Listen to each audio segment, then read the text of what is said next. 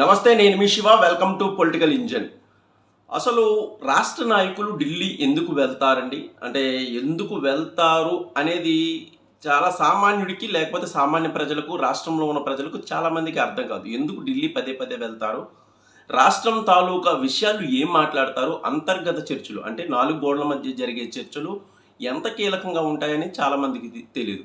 బయటికి వచ్చిన తర్వాత నాయకులు ఏది మాట్లాడితే అదే నిజమనో, లేకపోతే ఆ పార్టీ నాయకుల తరఫున విడుదల చేసే చిన్న చిన్న ప్రెస్ నోట్లు గానీ, ఆ విషయాలు మాత్రమే వాస్తవమేమో అనైతే అనుకుంటారు. అయితే ఢిల్లీ రాజకీయాలు చాలా కీలకంగా జరుగుతాయి. రాష్ట్రం నుంచి వెళ్ళే నాయకులు ఢిల్లీలో చాలా కీలక అంశాలను అంటే ఎక్కువ మంది వ్యక్తిగత అంశాలు, లేకపోతే వ్యక్తిగత ప్రయోజనాలకు సంబంధించి పైరవీలు, లేకపోతే ఇతరత్ర కేంద్ర పెద్దల నుంచి కేంద్ర పెద్దల నుంచి ముఖ్యంగా కేంద్రం నుంచి రావాల్సిన ఇతర రాయితీలకు సంబంధించి కానీ, రాష్ట్రానికి సంబంధించి కాదండోయ్ నేను చెప్పేదంతా వ్యక్తిగత విషయాలు. ఏదైనా ఫ్యాక్టరీలకు సంబంధించి పైరవీలో, లేకపోతే ఇతరత్ర వ్యక్తిగత ప్రయోజనాలకు సంబంధించినవో, లేకపోతే కేసులకు సంబంధించినవో, కేంద్రానికి సంబంధించి ఈడీ, సిబిఐ కేసులు లాంటివో, లేకపోతే ఇతరత్ర విషయాల మీద తమ బంధువులకు సంబంధించిన ఫ్యాక్టరీలు పెట్టుకోవడానికో, లేకపోతే ఇతరత్ర కారణాల రీత్యా కేంద్రం యొక్క సపోర్ట్ కోరడానికో ఎక్కువ ఆసక్తి చూపించేవాళ్ళు.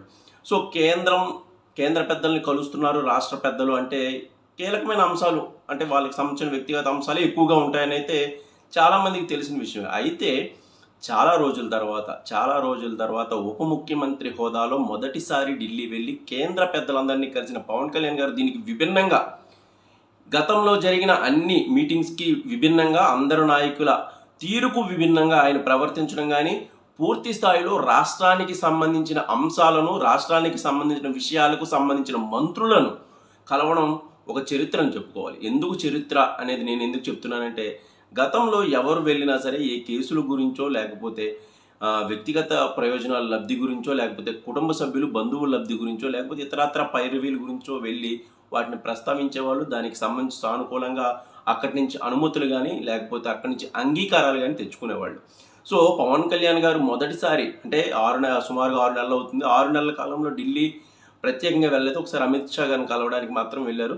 సో అక్కడేం కాదు. కానీ ఒక ఉప ముఖ్యమంత్రి హోదాలో పూర్తి స్థాయిలో ఆయన కలవడానికి వెళ్ళినప్పుడు, అంటే మంత్రులను కలవడానికి వెళ్ళినప్పుడు, ముఖ్యంగా పంచాయతీరాజ్ గ్రామీణాభివృద్ధి శాఖ మంత్రులు కానీ, అటవీ శాఖ మంత్రులు కానీ, లేకపోతే ఫైనాన్స్ మినిస్టర్ నిర్మలా సీతారామన్ గారిని కానీ, అశ్విని వైష్ణవ్ గారిని, రైల్వే మంత్రి గారిని కలిసినప్పుడు, అంటే వరుసగా ఒక రోజులోనే సుమారుగా 5 మంది కేంద్ర కీలకమైన మంత్రులతో భేటీ అవ్వడం, దాని తర్వాత జగదీప్ ధన్కర్ గారితో, అంటే వైస్ ప్రెసిడెంట్ ఆఫ్ ఇండియా, ఆయనతో భేటీ అవ్వడం, రెండవ రోజు మోదీ గారితో భేటీ అవ్వడం వంటి కీలకమైన అంశాలు. 2 రోజులు కూడా చాలా హడావుడిగా, చాలా బిజీ షెడ్యూల్లో గడిపారు. ఆ బిజీ షెడ్యూల్లో కూడా ఆయన కొన్ని కీలకమైన విషయాలు, అలాగే కొంత పుస్తకాలు కొనడం, అలాంటివి చేశారు. సో ఉప ముఖ్యమంత్రి హోదాలో కానీ, ముఖ్యమంత్రి హోదాలో కానీ గతంలో వెళ్ళిన నాయకులు కేవలం పాత కథలు, పాత విషయాలు మాత్రమే బయటకు వచ్చేవాళ్ళు. పోలవరానికి నిధులు అడిగామనో, రైల్వే జోన్ అడిగామనో, లేకపోతే దీని మీద నిధులు విడుదల చేయండి అని అడిగామనో, చాలా పాత మోస పద్ధతిలో మాత్రమే ఆ డైలాగులు చెప్పేవారు. కానీ పవన్ కళ్యాణ్ గారు ఒక్కొక్క మంత్రిని కలిసినప్పుడు కీలకమైన విషయాలైతే ఆయన బయట పెట్టడం, లేకపోతే దాని మీద మంత్రికి వినతి పత్రాలు ఇవ్వడం, లేకపోతే దీన్ని చూడండి మా రాష్ట్రం యొక్క అభివృద్ధికి సంబంధించింది, మా రాష్ట్రానికి సంబంధించిన కీలకమైన సమస్య అని చెప్పడం చాలా మంచి విషయం, చాలా మర్చిపోలేని విషయం.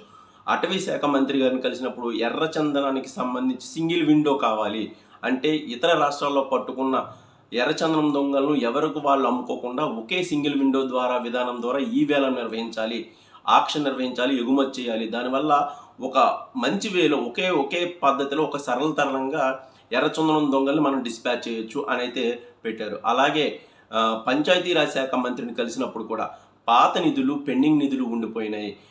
గతంలో ఏపీ గ్రామ స్వరాజ్య యోజనకు సంబంధించిన నిధులు పెండింగ్ 2021 నుంచి ఉండిపోయినాయి. ఆ నిధులను విడుదల చేయండి, మేము దానికి సంబంధించిన మ్యాచింగ్ ఫండ్ ఇస్తాం అని అయితే చెప్పడం జరిగింది. అలాగే రైల్వే శాఖ మంత్రి గారిని కలిసినప్పుడు పెండింగ్ ప్రాజెక్టుల గురించి, అలాగే పిఠాపురం నియోజకవర్గ పై వంతుని గురించి కూడా ఆయన ప్రస్తావించారు.